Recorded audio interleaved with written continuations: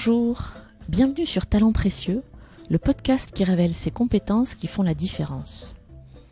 Je suis Amélie Dag et avec Perrine Corvézier, nous dirigeons HLX ou Human Learning Expedition qui produit ce podcast.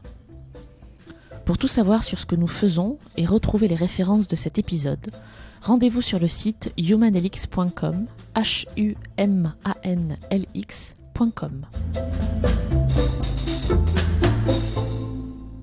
Je sais pas ce que c'est une marque, mais en tout cas, je sais que le pouvoir que ça a le pouvoir de cristalliser les opinions, les démarches aussi, parce qu'une marque, ça donne ou pas envie d'être acheté, ça provoque des scandales. Donc, c'est quand même un nuage un peu mystérieux de visuels, de contenu, d'idées, d'hommes et de femmes qui incarnent ces marques.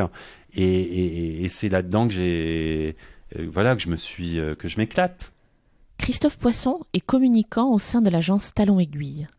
Il est aussi adjoint au maire du 7e arrondissement de Paris. Christophe a beau avoir son bureau en haut d'une tour et voir la ville à l'envers, il a bien les deux pieds sur terre. Son harmonie est palpable, son propos optimiste, son action engagée. Dans cet épisode très riche, Christophe nous parle beaucoup d'audace, mais aussi de la qualité du lien avec les autres, cette affinité dont il a découvert avec l'expérience qu'elle était pour lui non pas la cerise sur le gâteau, mais le gâteau lui-même. Vous l'entendrez expliquer comment il réussit à travailler avec sa conjointe, décrire son engagement en tant qu'élu et parler de cette entente éthique qu'il recherche avec ses clients. Nous avons beaucoup ri durant cette conversation. Et je suis pour ma part très impressionnée par cette capacité qu'a Christophe à passer en quelques secondes de la déconne au sérieux le plus total, avec des mots pesés, bourrés de sens. Ce fut pour moi une conversation mémorable, un peu hors de l'espace et du temps, perché que nous étions en haut de la tour Montparnasse, et je suis très heureuse de partager cet épisode avec vous. Bonne écoute. Bonjour Christophe. Bonjour Amélie. Merci de me recevoir au 52e étage de la tour Montparnasse. Je suis pas peu fière de le dire. C'est un plaisir de te recevoir et puis de partager avec toi cette vue quand même magnifique. Ah ouais, on est incroyable. Pas au cœur de Paris, on est en haut de Paris. Je vais commencer par une question très simple, Christophe. Quel est ton métier aujourd'hui ? Ah, ça y est, elle est très simple et donc compliquée. Moi, mon métier, il s'agit de métiers au pluriel. Je suis d'abord un communicant.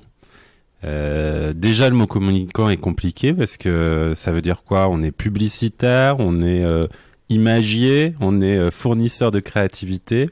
Voilà, je sais pas bien. En tout cas, je fais avec passion de la communication et je travaille sur l'image de mes clients. Et puis par ailleurs, j'ai aussi une fonction d'élu. Je travaille comme maire adjoint auprès de Rachida Dati dans le 7e arrondissement et sur Paris plus globalement. Puis je suis aussi papa de façon assez récente et là aussi ça s'apprend.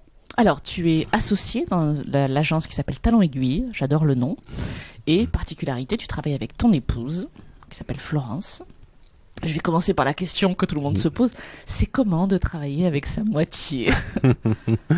Sur le papier, c'est jamais on ne travaillera ensemble. Ça a été ça. Et puis, on reviendra peut-être sur le parcours. À un moment, ça s'est fait autrement. On a décidé de travailler ensemble. Et ça se fait en fait tout naturellement parce que rien n'est compliqué. Parce que les sujets déjà qu'on a à traiter en communication, on va pas se mentir, il s'agit pas de questions de vie ou de mort. Il s'agit de questions de sensibilité, de créativité, bien sûr aussi de gestion d'entreprise. Et en fait, c'est des sujets sur lesquels on se parle avec beaucoup de sincérité, bref, comme dans la vie quotidienne. Après vient évidemment le sujet de du coup vous parlez aussi de vos sujets professionnels tout le temps dans la vie quotidienne. Oui et non. Comme dans la vie professionnelle, on parle de nos sujets personnels. Moi, je suis arrivé, en fait, je pense, peut-être à un moment de ma vie qui correspond, je crois aussi à l'époque où je vois pas de frontières, moi, entre les choses. Je vois pas de frontières entre les métiers. Je vois pas de frontières entre les vies. On n'a pas des vies, on a une vie. Et on n'est pas tantôt publicitaire, tantôt papa, tantôt mère adjoint. On est tout ça tout le temps. Et ce qui est au centre, c'est des valeurs qu'on applique après dans des contextes un peu différents. Talent Aiguille travaille pour quel genre de clients? Déjà des clients qu'on aime. Voilà. Quelle chance de pouvoir choisir ces clients. Je sais pas si on peut dire qu'on les choisit. J'aimerais bien pouvoir raconter l'histoire comme ça, mais moi j'ai plutôt l'habitude d'être très sincère. En fait, je vais vous dire vraiment le sujet. C'est que quand on essaye de travailler avec de nouveaux clients et qu'il y a un truc qui le fait pas, vous voyez, soit on n'est pas trop en accord avec l'état d'esprit du client ou du client en tant que marque ou même du client en tant que personne, on s'aperçoit qu'en fait on gagne pas. Et voilà. et je crois, alors est-ce que c'est la sagesse ou le recul qui nous fait dire ça, c'est qu'effectivement il n'y a pas de hasard. Voilà. On travaille pas uniquement par affinité, c'est pas vrai, mais la performance professionnelle, c'est aussi une performance humaine. Voilà, c'est aussi un lien. Délivrer une prestation de communication, c'est entrer en relation avec une marque et des gens qui font la marque. Voilà. Donc à un moment, l'attachement et la qualité relationnelle, elle se fait sur autre chose que des compétences, quoi. Parle-nous de ton engagement à la mairie du 7e, enfin à la mairie. Comment c'est arrivé ? Moi, je suis quelqu'un qui un jour, je pense, a décidé que la vie ne se planifiait pas. Voilà. Il y a plein d'événements personnels, plein de virages dans la vie qui fait qu'un jour, j'ai ouvert les yeux là-dessus. La vie se décide pas. En revanche, ce qu'on peut faire, ce que j'ai décidé de faire, c'est d'ouvrir à un maximum de rencontres ma vie.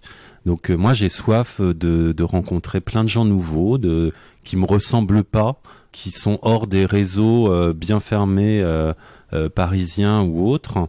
Et du coup en fait à partir de ce moment-là, un jour, j'ai rencontré la femme pour laquelle je travaille à la mairie, qui est Rachida Dati. Voilà.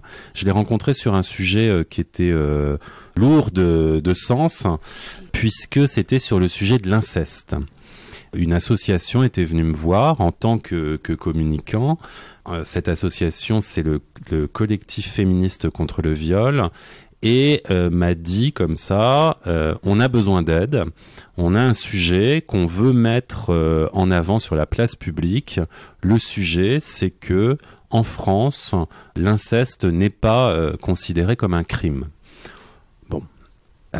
Donc, au-delà du fait, effectivement, que ça soit choquant à entendre, bon, finalement, ça peut être, vous savez, comme ces sujets très choquants, puis finalement, quand on prend du recul, on se dit, bon, ok, d'accord, oui, ça paraît pas normal que ce soit pas un crime, mais qu'est-ce que ça change, au fond? En fait, ça change, et je crois que c'est cette image-là, moi, qui m'a un peu réveillé.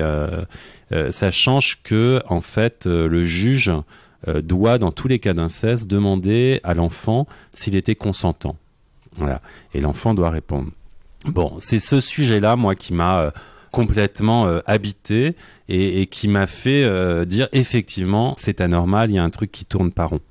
Donc cette association avait besoin de moi pour créer un matériel de communication qui puisse être porté sur la place publique, donc en l'occurrence un film publicitaire diffusé dans les médias. Donc c'est ce que j'ai fait, j'ai mobilisé une équipe autour de moi, une équipe au sens large, créatif, production, on a fait un film formidable.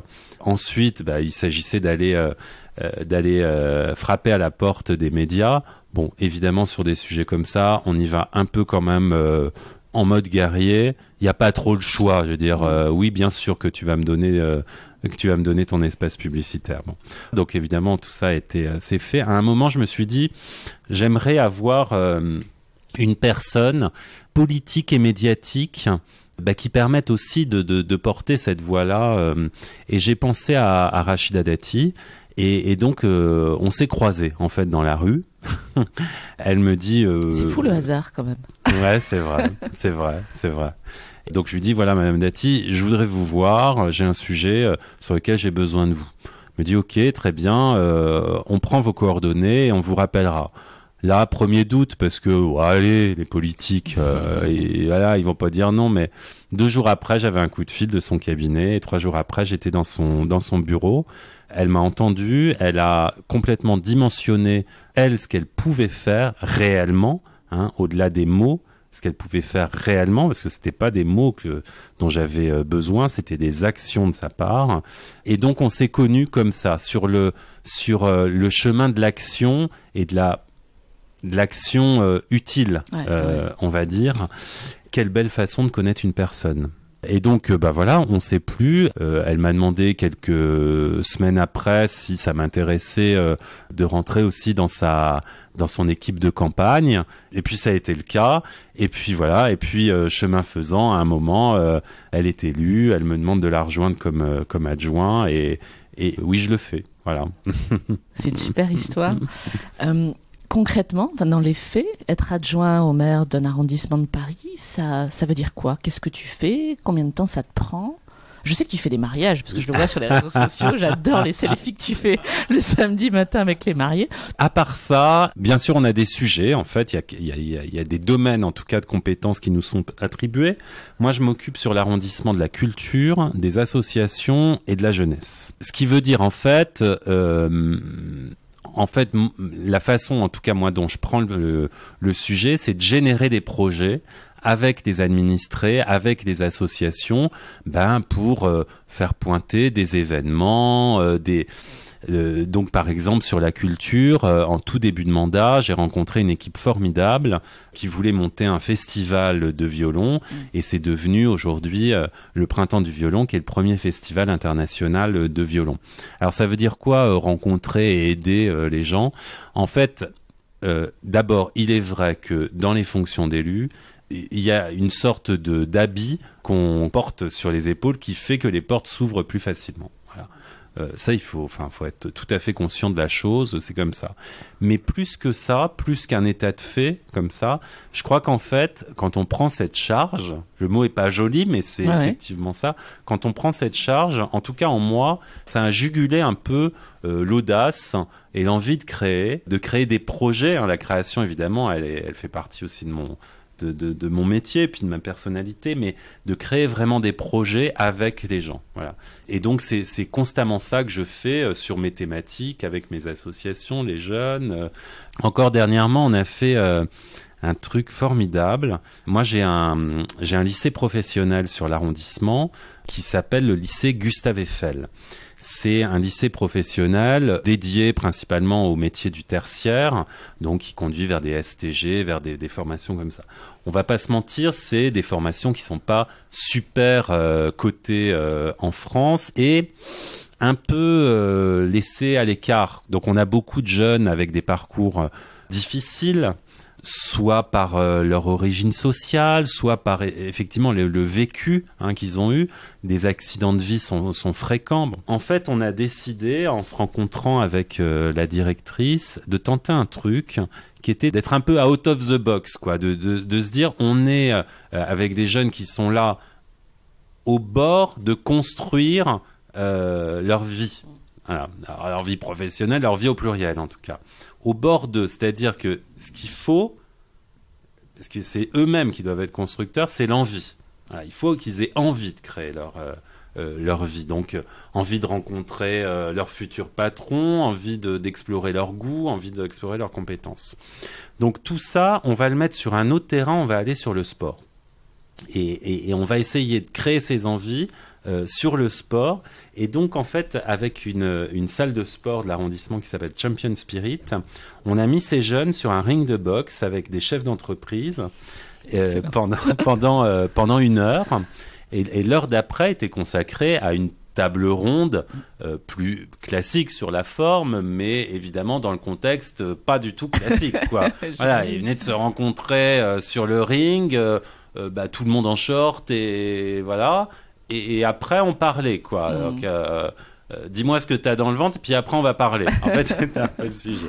Voilà, c'est le genre de projet d'innovation que moi, j'essaye de mettre dans mon mandat d'élu, parce que je crois que faire bouger un peu les lignes, au-delà de constater qu'il y a plein de choses qui vont pas en France, faire bouger les lignes, c'est essayer des choses. Voilà.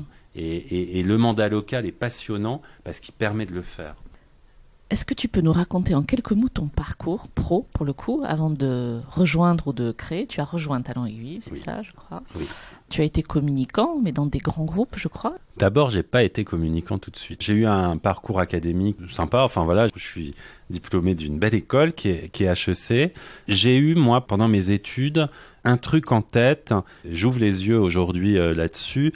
C'était que il fallait, comme on dit, et c'est comme ça que je me le disais dans ma tête, il fallait que je réussisse. Et réussir, ça voulait dire cocher la belle école qu'il fallait. Voilà, j'avais ça en moi sans mettre des choses concrètes. C'était vraiment avoir ce diplôme. Et en fait, je pense que la construction de moi, elle est vraiment venue après. Voilà. Et de moi, dès moi, quoi. Donc après HEC, j'ai rejoint une entreprise qui s'appelle Arthur Andersen. J'ai passé 3 ans, donc une boîte américaine d'audit. Et en fait, j'ai découvert plein de trucs importants pour moi dans cette boîte.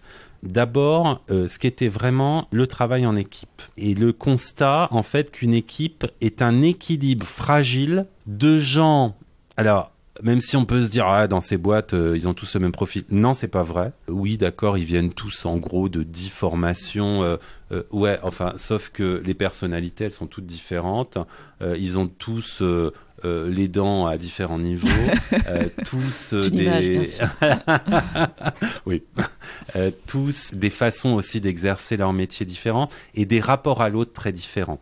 Et en fait, pour moi, l'équipe qui me convenait, moi, en tant que novice dans une équipe, c'était des équipes apprenantes, donc avec la générosité et l'envie de partager le métier, les compétences, mais aussi les bonnes blagues, le resto du soir.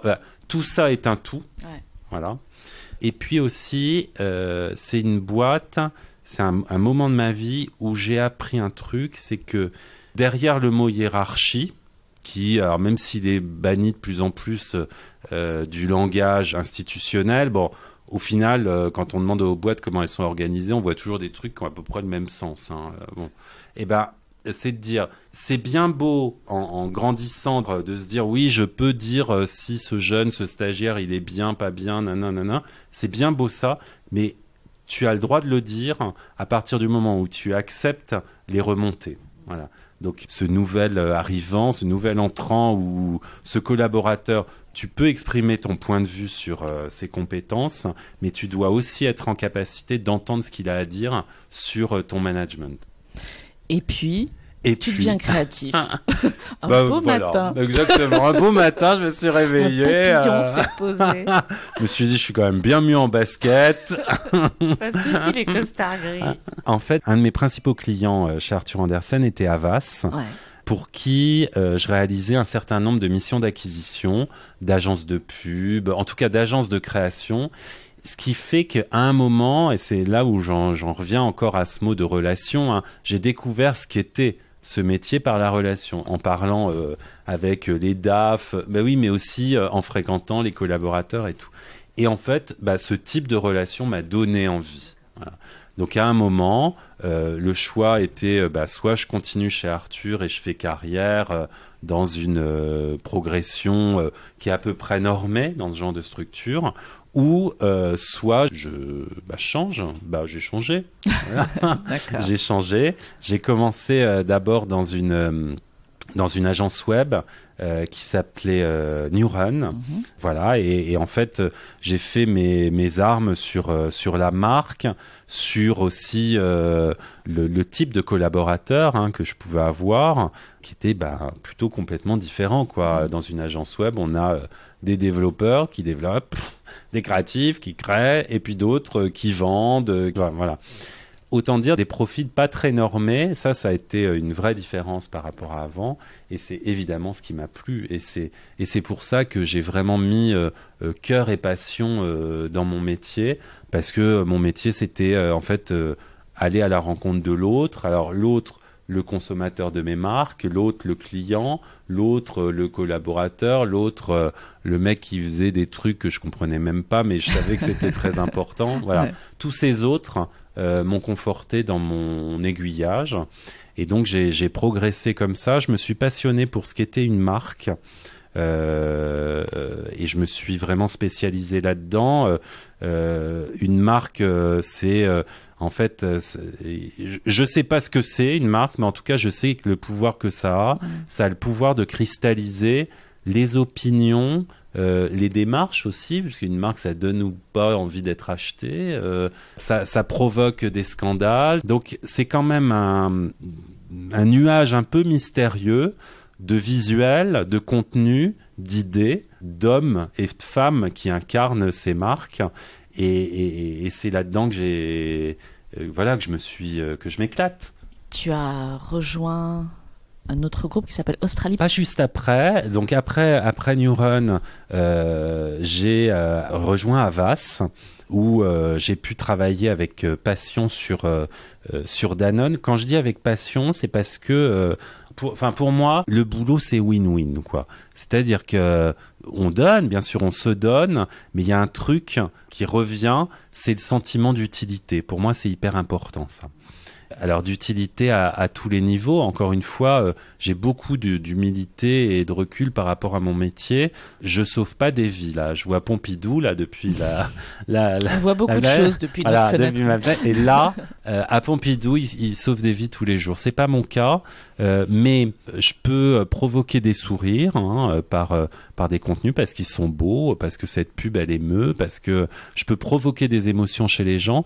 Je peux aussi, sur des marques à plus fort enjeu sociétal, faire quand même bouger les choses. Danone, c'est le cas. Danone, à cette époque-là, c'était la période de la santé par l'alimentation. Voilà. Et Danone se plaçait en acteur de ce mouvement qui faisait que prenons-nous en main par l'alimentation parce que ça change quelque chose au bout.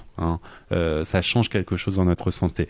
J'ai beaucoup aimé travailler là-dessus et en fait les clients qui m'ont vraiment marqué, c'est vraiment quand les enjeux sociétaux étaient là. Voilà. Alors donc après Havas, où je suis resté quelques années, j'ai rejoint un groupe qui s'appelle Australie. Je crois qu'avant de rejoindre un groupe, j'ai rejoint un homme qui est Vincent Leclabar, qui est l'homme qui a fondé avec son frère Jérôme Leclabar, aujourd'hui décédé, qui a créé Australie. Et Australie, c'est vraiment une façon autre de penser la publicité.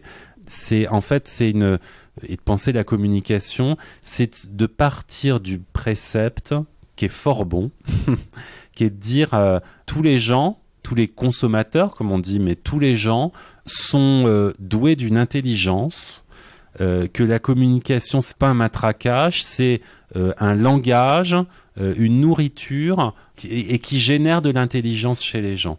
Et que les idées sont là aussi pour être partagées en intelligence et avec beaucoup de considération auprès de ces gens. Vous voyez, moi j'ai un exemple très précis de ma période Australie.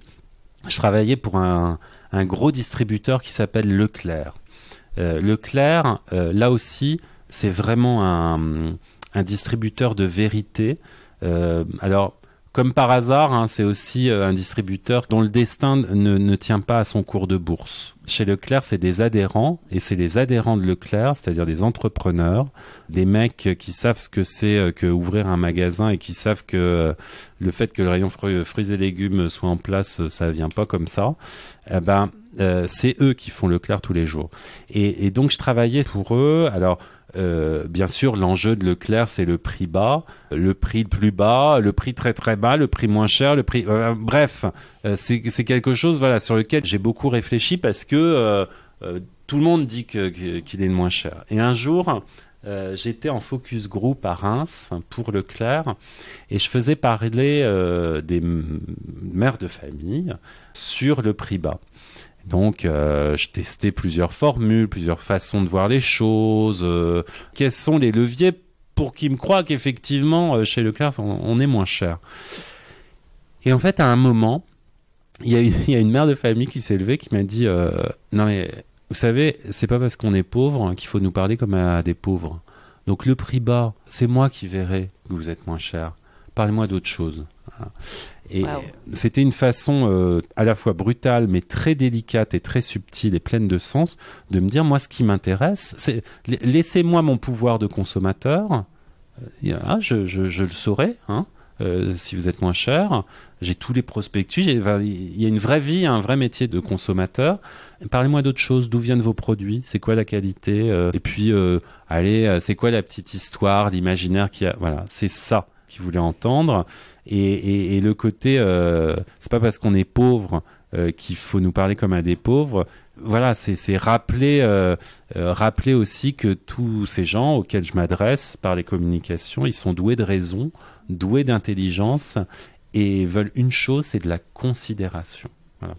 C'est génial d'avoir réussi à faire sortir ça aussi, enfin, de le vivre, quoi. C'est un métier d'aller poser les bonnes questions. Dans les agences de communication, moi, le métier que j'ai embrassé, c'est le planning stratégique. Parce que tout à l'heure, je parlais de cette marque qui est un peu un nuage d'idées, de contenu et tout. C'est un nuage qui varie vraiment d'époque en époque, de fait de société en fait de société. Et le planning stratégique, c'est ce lien entre la vraie vie des gens et la communication. Voilà. Et ce lien qui doit baser l'idée, qui doit nourrir la création pour, au final, sortir le plus bel écosystème de communication qui soit. Voilà. Donc le planning stratégique, c'est pas très beau comme terme d'ailleurs. C'est celui qui garde les pieds sur terre, un peu, c'est ça? C'est un peu ça. Ouais. C'est un peu ça. C'est un peu ça, c'est celui qui garde les pieds sur terre, mais ce côté les pieds sur terre, on se dit, ouais, voilà, il faut partir de la vraie vie des gens. Oui, il faut partir de la vraie vie des gens, c'est vrai, mais il faut aussi se mettre en prédisposition pour générer de la vision. Voilà. Et en fait, la vraie vie des gens, elle peut aussi être fédérée autour d'idées nouvelles. Voilà. C'est-à-dire, il faut pas être limité, faut pas opérer un nivellement par le bas aussi. Voilà, c'est ça. C'est que le rêve, l'envie de faire progresser la société, mon pouvoir d'achat, la vie de mes enfants, il est là, il n'est pas exprimé de façon très concrète pour le coup. Et c'est ça aussi qu'il faut ressentir. Voilà. Et pour finir sur ton parcours riche, un jour, on a envie de créer sa marque. J'étais très bien chez Australie. J'étais très bien au sens, j'étais très fier de ce que je pouvais faire, content de mon parcours. Il y a un point qui est après intraitable dans ce genre de structure familiale, c'est aussi un plafond de verre. C'est-à-dire qu'à un moment, on est ou on n'est pas de la famille, et c'est comme ça, et c'est pas grave du tout. Donc j'ai passé 8 années géniales où j'ai fait mon métier et été aussi en capacité de créer une filiale au sein d'Australie dédiée aux marques premium qui s'appelait Paris en Australie. Donc j'ai vraiment eu un terrain de jeu génial. Voilà. Et puis donc à un moment se pose la question, et c'est quoi la next step? Et la next step, en fait, j'ai eu à un moment l'opportunité de rejoindre un groupe dont je tairai le nom, qui en fait me proposait factuellement tout ce qui correspondait au niveau, enfin là où j'en étais. Plus de management, plus de compétences, une vision, un truc, voilà, sur le papier, ça cochait tout. J'ai rejoint ce groupe et en fait, ça ne l'a pas fait du tout. Et ça ne l'a pas fait, donc c'est un peu, je vais pas me mentir, mais quand même, mine de rien, ça fait très prétentieux de dire ça, mais c'était vraiment pour moi le premier couac en fait dans ma... Enfin, ouais, la première fois où je me dis, mais comment ça se fait que ça marche pas, quoi? Et ça ne marche pas parce que l'affinité avec les gens qui faisaient l'entreprise n'était pas là. Voilà. Et quand je dis affinité, c'est pas j'aime bien le bleu ou j'aime bien le rouge, c'est pas ça. C'est le rapport au client, le regard qu'on pouvait avoir sur les collaborateurs, la façon d'exercer le métier, tout ça n'était pas là. Et c'est vraiment pour la première fois où je me suis dit, en fait, c'est ça qui est fondamental pour moi. C'est pas la cerise sur le gâteau, c'est le gâteau, ça. Exactement. Exactement. Et vraiment, je le dis avec d'autant plus de recul que voilà, ça fait quelques années maintenant, mais ça a été très difficile à vivre au quotidien. C'est la première fois où je ressentais vraiment, où je traînais les pieds, quoi, en gros, pour y aller. Et je ne comprenais pas parce que c'était pas dans mon modèle, puisque je cochais tout. Et donc, à un moment, au bout de quelques mois, voilà, j'ai ouvert les yeux là-dessus. On s'est séparés très gentiment. Et je me suis retrouvé en me disant, bon, alors maintenant, qu'est-ce que je fais ? Maintenant, je suis grand, ça y est. En un concentré, du coup, j'ai vécu, voilà, j'avais 40 ans, voilà, j'ai vécu ce que plein de gens vivent à des moments, c'est-à-dire ne pas avoir eu le temps de réfléchir avant et puis devoir se poser des questions en accéléré.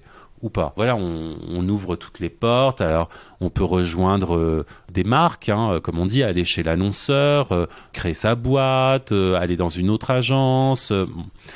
Voilà, donc effectivement, il y a tout ça. Et puis, il y a surtout, en fait, en tout cas, ça s'est passé comme ça pour moi, un client qui m'a dit, oui, d'accord, ok, tu pars là, mais enfin, tu travailles, enfin, t'es avec nous. Enfin, il y a un truc qui transcende. Pas, hein. Mais non, c'était pas dit comme ça. C'était dit avec beaucoup de naturel. Oui, ok, d'accord. Bon, donc oui, ça va changer un peu de contexte. Limite, ça va changer l'entête de la facture, quoi. Mais bon, voilà, t'es toujours là, non ? Enfin, voilà, tout va bien. Et donc je me suis dit, oui, en fait, il y a un truc qui est matriciel, quoi. Il y a des boîtes, il y a des entreprises, mais il y a des relations avec les gens qui perdurent. Ouais, et tu fais le geste transversal, là, on ne le voit pas non plus, mais effectivement. Ouais. Et donc, tout naturellement, j'ai continué à travailler avec cette maison. Donc, du coup, je me dis, alors, qu'est-ce que je fais ? Je monte ma boîte. En fait, il se passait un truc vraiment pas très loin de chez moi. C'est-à-dire, même très très près, même chez moi, c'est que ma femme a monté une agence de communication qui s'appelle Talon Aiguille. Elle l'a montée il y a maintenant 6 ou 7 ans, et elle travaille pour beaucoup de marques retail, et on reviendra après sur la nature de ces marques, avec beaucoup de proximité, beaucoup de simplicité, beaucoup de créativité. Je me suis dit, voilà, il y a un creuset, et puis il y a aussi un mood, un truc qui sonne bien, là, on va travailler ensemble. Et donc voilà, mon creuset est devenu Talon Aiguille. Est-ce qu'à un moment on s'est posé la question, oui ou non, on travaille ensemble ? En fait, non. Ça s'est fait aussi de façon naturelle, parce que déjà on pouvait parler de nos vies professionnelles respectives, parce qu'on a un état d'esprit aussi d'analyse et de regard sur le monde qui est très commun. Enfin, c'est pas pour rien qu'on s'aime. Oui, d'ailleurs, tiens. En fait. Et rien n'a été vu comme un problème. En fait, mais c'est aussi un état d'esprit et une positivité, je crois, qui est en nous. C'est que pourquoi se poser la question si un jour pourrait y avoir des problèmes, là tout va bien, donc voilà. Okay. L'idée c'est de mettre beaucoup de sincérité dans notre vie professionnelle, c'est-à-dire de sincérité, bien sûr se dire les choses, mais se dire vraiment les choses. Et c'est vrai que dans des métiers où on accouche parfois après beaucoup de réflexion, beaucoup d'allers-retours de création, tout ça, où on accouche d'une matière, d'un contenu, d'un film publicitaire, d'un contenu sur le web, et où l'autre va poser un regard dessus. Alors c'est vrai que quand c'est le regard de votre associé qui par ailleurs est votre femme, c'est pas qu'il faut se mettre en état d'esprit d'accepter, mais il faut aussi être fort par rapport à ça. Et puis, voilà, après tout, oui, d'accord, c'est votre femme, mais même si ça n'avait pas été votre femme, c'est toujours dur d'entendre le... Mais si c'est vrai, du coup, acceptons tout ça, voilà. Donc, c'est une valeur ajoutée, nous, qu'on adore. On a aussi, de façon très personnelle, aussi organisé nos vies comme ça. De façon fonctionnelle, de façon logistique. On a un bébé aussi qui est arrivé. Enfin, encore une fois, vie professionnelle, vie personnelle, tout ça, j'y crois pas. Il y a une vie où il y a des flux, il y a de l'intelligence, il y a des valeurs et puis des flux logistiques. Vous voyez, genre le transport, le machin qui va à la crèche, tout ça. Bon. Et si on faisait en sorte que tout ça ne soit pas un problème? On a la chance de pouvoir le faire, donc autant orchestrer soi-même les choses. Et du coup, ça se passe hyper bien. Top, merci. Si tu puises dans toutes ces expériences dont tu viens de nous parler, qu'elles soient à la mairie ou tes expériences pro, et que tu essayes de trouver là-dedans le succès, la réussite, la première qui te vient à l'esprit là, quelle serait-elle? Et par succès, on entend soit des choses très visibles, une compète gagnée, j'imagine dans ton métier ce genre de choses, un client hyper heureux qui revient, ou quelque chose de beaucoup plus subtil que toi tu as vécu comme une réussite mais qui n'est pas visible de tous. En fait, il y a une chose qui est, on va dire, une transition. En fait, ce dont je suis très fier, c'est ce passage à talons aiguilles, parce que en fait, je crois qu'aujourd'hui, je suis arrivé, j'ai construit autour de moi un écosystème qui me correspond parfaitement et qui fonctionne. Alors, ça veut dire quoi? Parce que je me place pas au centre du monde. Ça veut dire qu'en fait, j'ai vraiment l'impression avec Talons Aiguilles d'avoir créé, d'avoir mis sur le marché une nouvelle façon, un nouveau modèle, en tout cas, de relation et de communication avec les clients. Un modèle, alors déjà beaucoup plus agile, très agile, où il y a des égos, bien sûr, mais où en fait, le principal sujet, c'est de bien travailler ensemble et pas de fournir la création qui ira à Cannes. Non, c'est de bien travailler ensemble, de formuler aussi le sujet de l'annonceur en disant peut-être que vous n'avez pas forcément le vrai problème à vos questions. Voilà. Et du coup, quand on bâtit une relation transparente, quoi, avec nos clients, on a d'autant plus de légitimité et de pouvoir pour qu'ils se lâchent un peu, quoi. Voilà. Non, leur sujet, c'est pas de faire venir en magasin. Leur sujet, c'est de dire, aujourd'hui, notre image ne correspond pas forcément, et donc d'avoir l'audace de commencer à transformer les choses. Alors, une fois qu'on exprime ce besoin, du coup, on va y aller à quelle vitesse? Parce qu'il y a aussi l'interne dont il faut prendre... Et donc, tout ça, en fait, on met sur la table, très rapidement, avec les chefs d'entreprise avec lesquels on travaille, beaucoup d'intimité. Beaucoup aussi, déjà, parfois, d'intimité sur les moyens, parce que quand on est un client et qu'on doit dire, non, là, sur cet exercice-là, je vais pas pouvoir, parce que j'aurai pas le budget pour... il faut de l'audace pour dire qu'on n'a pas assez d'argent. Mais de construire de façon positive, en prenant réellement en compte les contraintes, les vitesses, les envies aussi des gens avec qui on travaille. Voilà. Et de se dire que il y a une marque, mais il y a aussi les gens qui font la marque. Et c'est vrai que chez Talons Aiguilles, on travaille avec beaucoup de marques familiales et entrepreneuriales, et du coup, ça change la donne. Parce que les gens qui font la marque, il y a un truc qui est différent, quoi. La marque, c'est leur boîte, en fait. C'est eux qui se représentent. Ils sont aussi la marque. Ils sont la marque. Voilà. Ils sont la marque. Et la première exigence, en tout cas, nous, qu'on se donne, c'est de devenir aussi des ambassadeurs de la marque.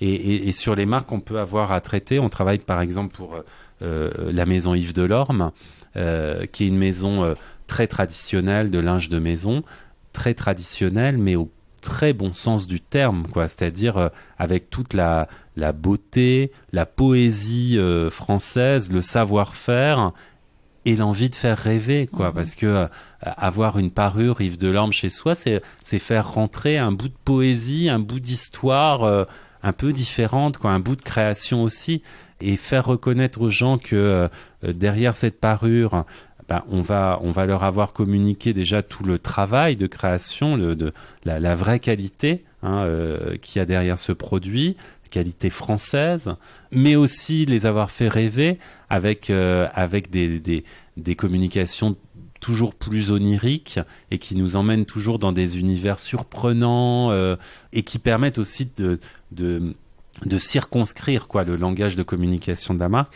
Ça, c'est génial. Ça, c'est vraiment génial. Et puis, on se sent aussi très petit parce que c'est des marques d'héritage. Ouais. C'est des marques qui existent depuis très longtemps. Donc, il faut être à la hauteur aussi de tout ça, quoi. Si elles sont là encore aujourd'hui et qu'elles existent dans la vie des gens, c'est pas par hasard. Hein. Ouais. C'est qu'il y a eu des gens à chaque fois qui ont eu l'audace de les remettre, de les replacer dans l'époque, quoi, et de faire en sorte que l'époque soit ouverte à ces discours-là. Et dans la maison Yves Delorme, c'est vraiment ça, quoi.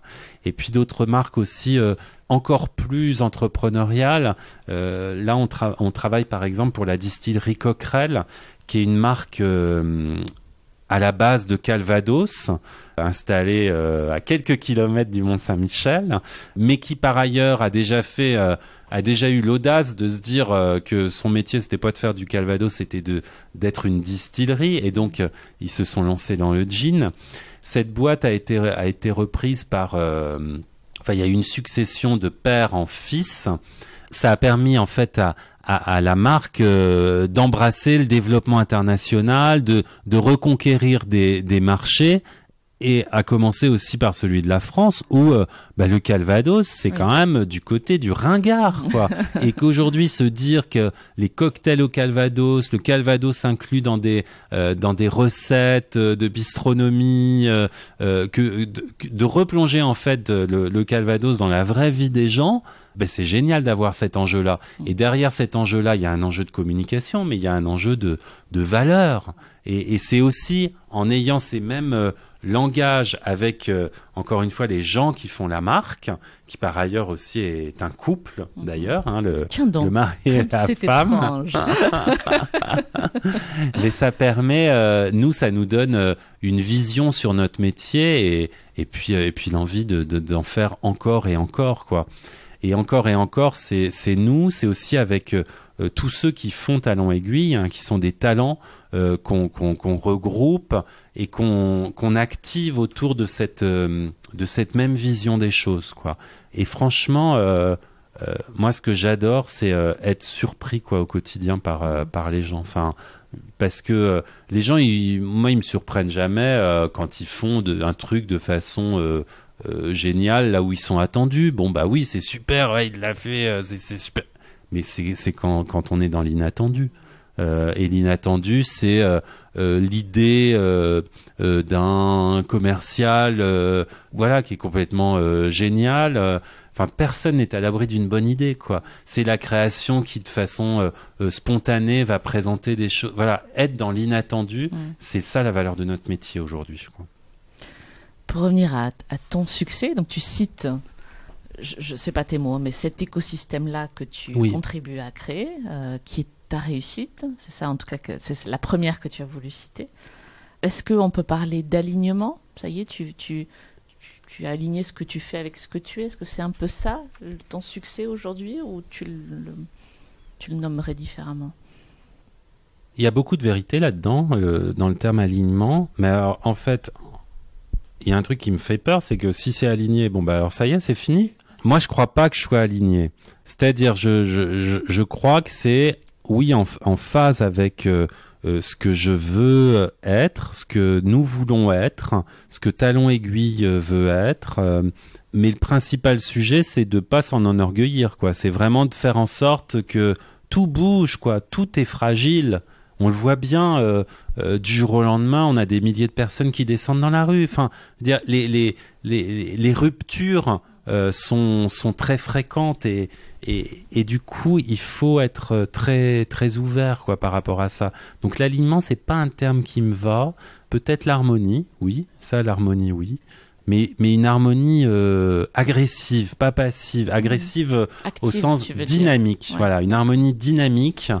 Parce que en fait, ce que je trouve génial en ce moment, c'est que plus ça va, plus on a envie de faire plus, d'aller plus loin, de répondre à plus de personnes.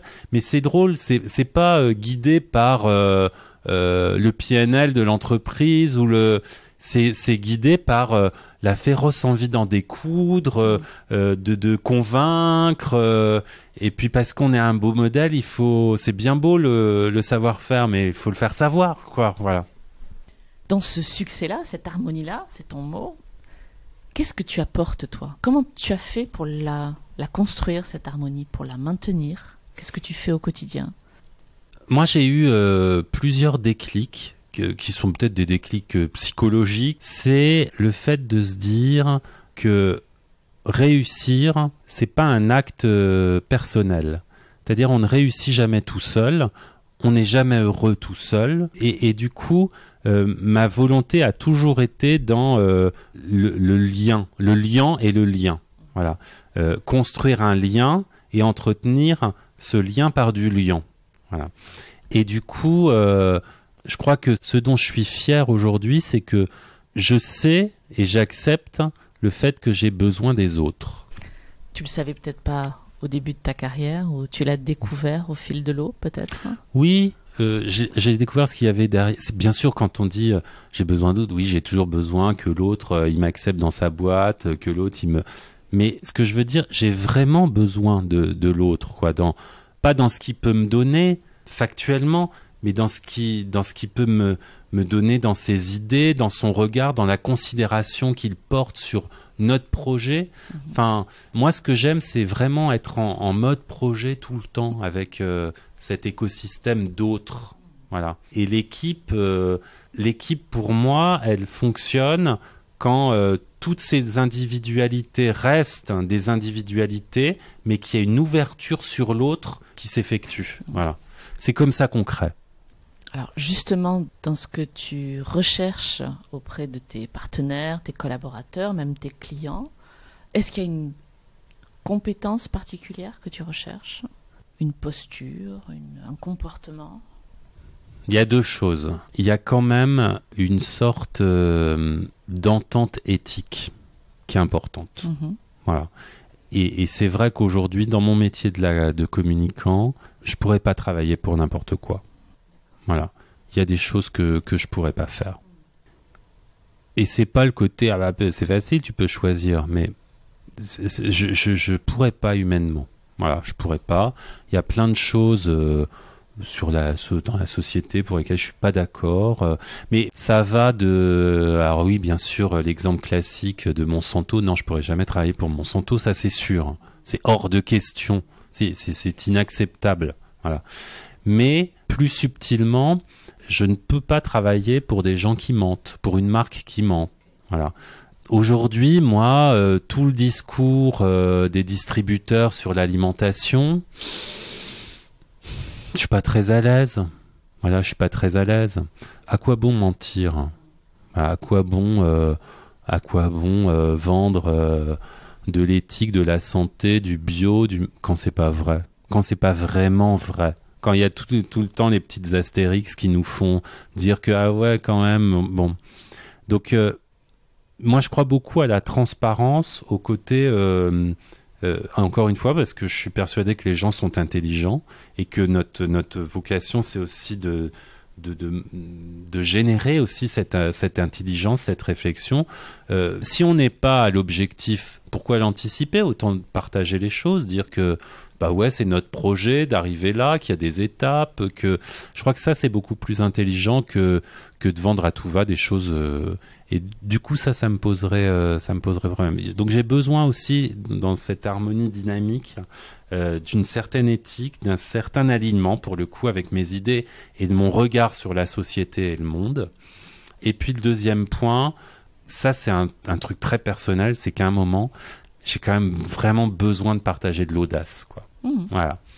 Et de l'audace, c'est pas le scoop, c'est pas mais c'est non mais l'audace, c'est ne pas être dans la reproduction, mais être vraiment dans la création.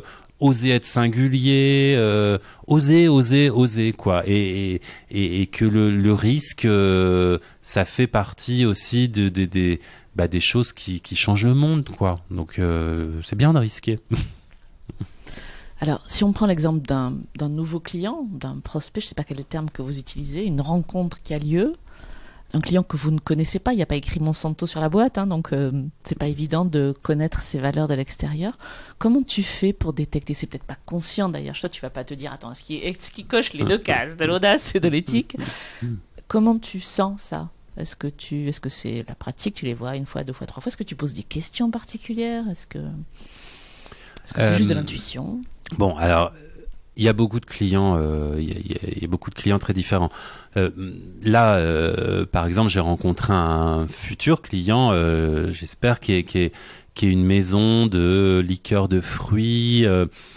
Bon, là, il n'y a pas de doute, il y a un vrai savoir-faire, il y a une femme dirigeante face à moi qui m'explique avec passion son métier, et il y a une véracité de production qui est là. Enfin, je veux dire, cette marque coche tout dans mon schéma, et quand je dis coche tout, ça veut dire, ah ben oui, là, il y a une vraie matière à créer et à générer ce nuage de communication qui permet d'être vu, reconnu, aimé, acheté, idolâtré.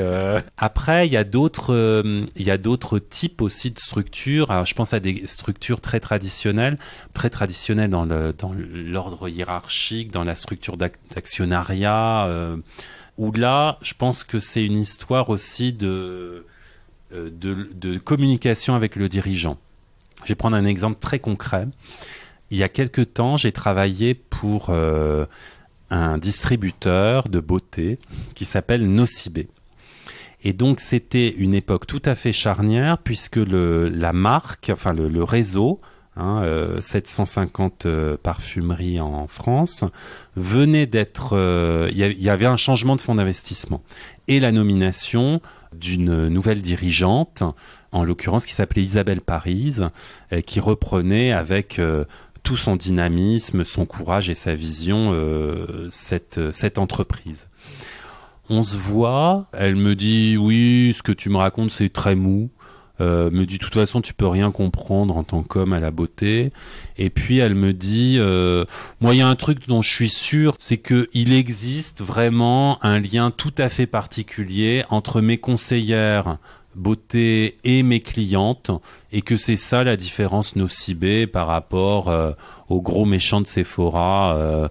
Voilà, c'est ça, c'est une histoire un peu humaine.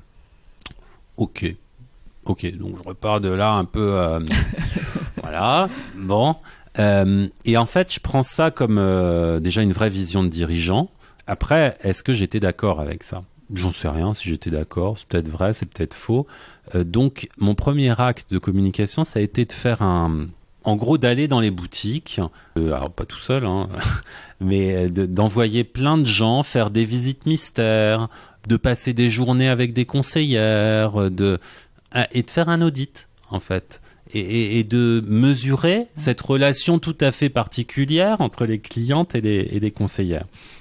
Et bref, au bout de quelques temps, donc je reviens vers Isabelle et je lui dis bah oui, effectivement, il y a un truc tout à fait particulier entre tes clientes et les conseillères.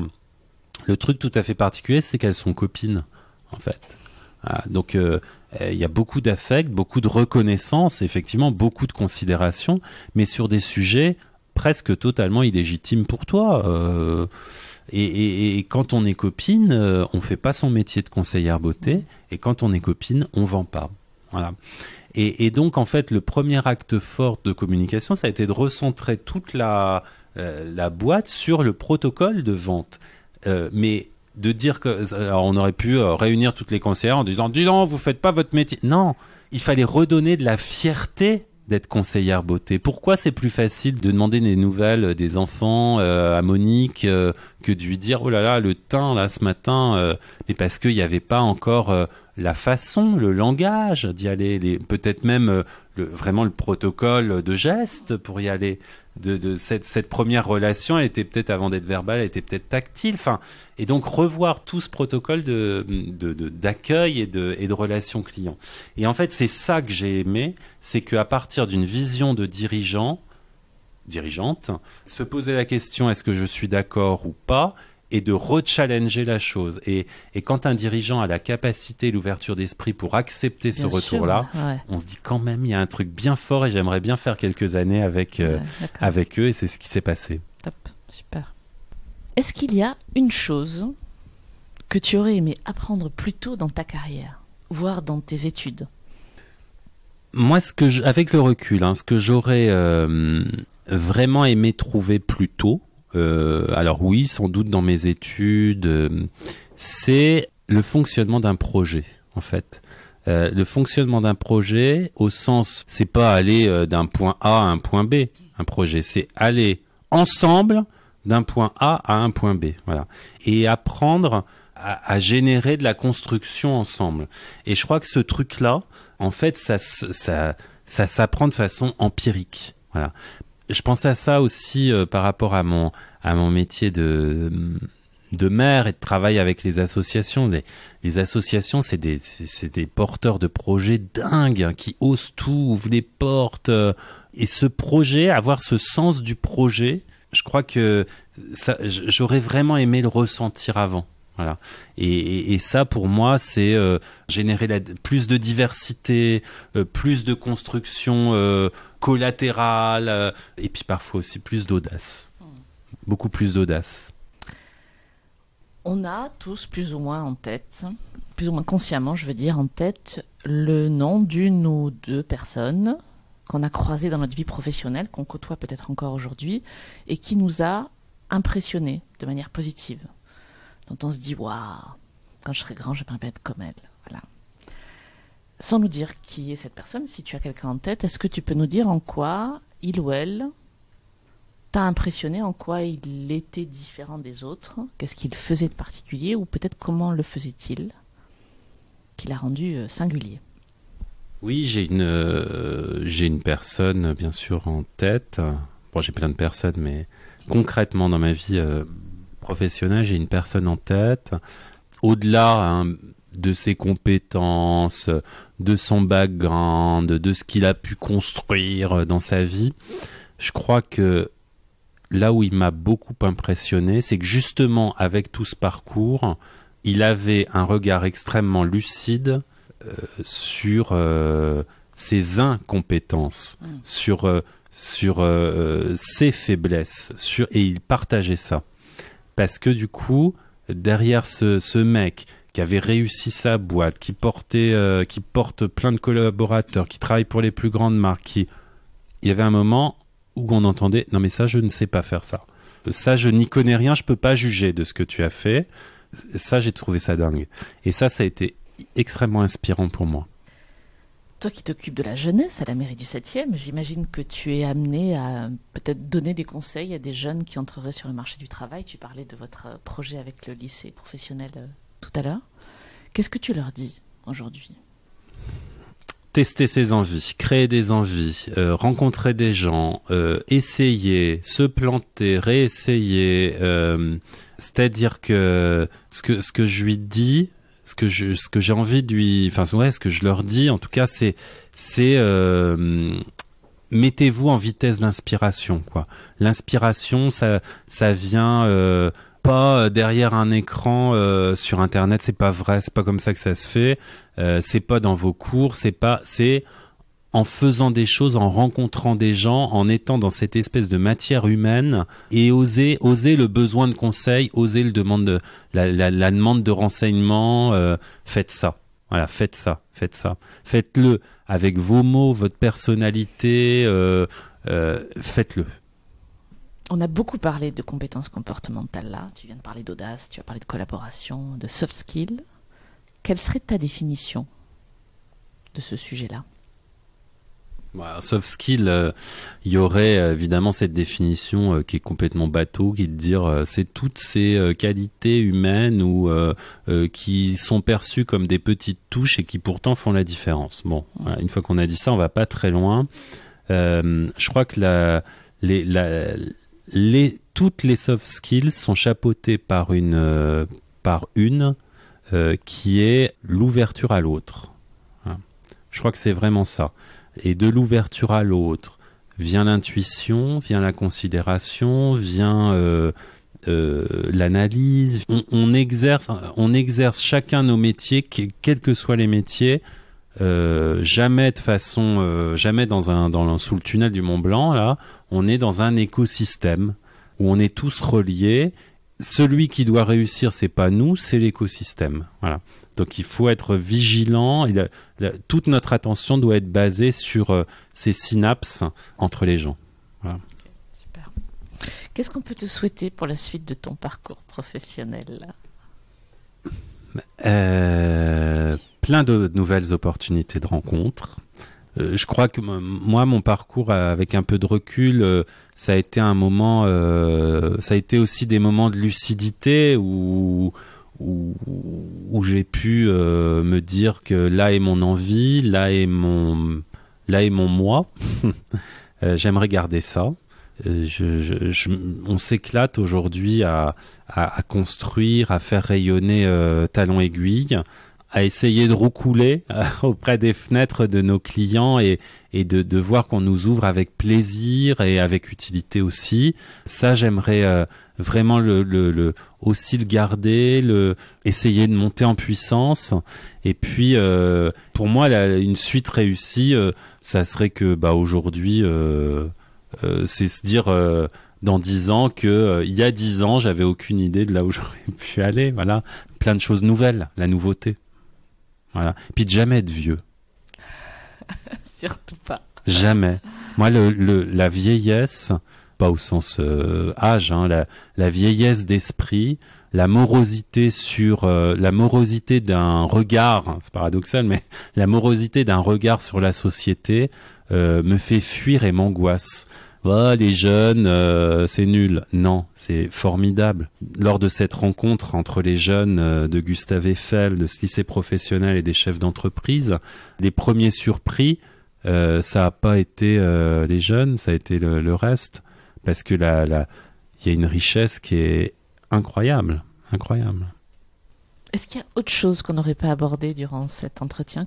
Tu vois, après avoir parlé comme ça, un peu les yeux dans les yeux, face micro avec toi, en regardant comme ça Paris, moi, ce que j'aime à partager avec les gens, que j'aime et et potentiellement j'aime tous les gens, c'est que la vie est belle, qu'un problème nécessite bien sûr de la lucidité, mais aussi de la volonté de changer les choses, que les premiers problème solvers de notre société, ce sont vraiment les jeunes, quoi. Moi, avec mon petit garçon qui a 21 mois, je suis toujours très étonné de ses premiers regards sur le monde, de sa curiosité de découvrir et aussi de sa réceptivité au message. Et ça devrait tellement perdurer de façon brute comme ça tout le temps, quoi, d'aimer recevoir, voilà, d'aimer recevoir l'autre idée, l'idée qui confronte la nôtre, voilà, et jamais de rentrer dans un état d'esprit béni oui. Enfin, la vie est belle, elle doit le rester par notre clairvoyance et notre dynamique à changer ce qui ne nous convient pas, quoi. Un immense merci Christophe pour ton temps. Nous espérons que vous avez apprécié cet épisode autant que nous avons aimé le préparer et l'enregistrer. Si vous aimez ce podcast, le meilleur moyen de le soutenir est de laisser un avis 5 étoiles et un commentaire sur Apple Podcast. Cela permettra à d'autres de le découvrir également. Abonnez-vous à Talents Précieux, vous serez ainsi notifié des nouveaux épisodes. Talents Précieux vous est proposé par Human Learning Expedition ou HLX. Pour en savoir plus sur HLX, connectez-vous sur humanlx.com, humanlx.com, ou suivez-nous sur Facebook, sur Instagram, sur LinkedIn ou sur Twitter. À bientôt pour de nouveaux épisodes.